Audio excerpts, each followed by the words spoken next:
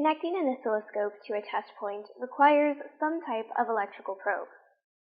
You could just use a coax cable with a BNC connector on one end and clips on the other, but this may change the signal you see because of the extra capacitance you just introduced.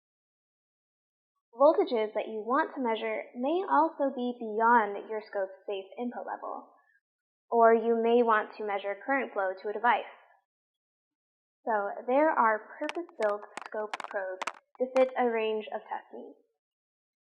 A high-voltage probe allows you to measure hundreds of volts safely. Current probes clip around a wire so you can measure current flow.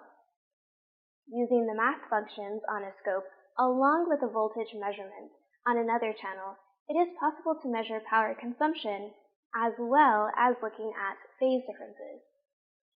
And AMTTI has an amazing probe that even measures the small currents flowing in a PCB track. At higher frequencies, the standard passive probes become less accurate.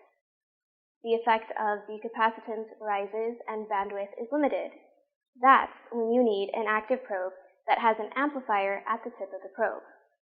Then, measurements can be made up to several gigahertz with very low capacitance added.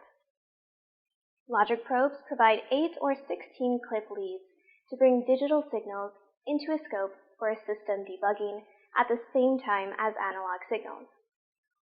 To address all these tasks, we have a huge range of probes from all over the world: Teledyne LaCroix, MixSig, Siglent, Regal, Pico, AMTTI, and Springboro. See them here in our latest newsletter. Thank you for watching.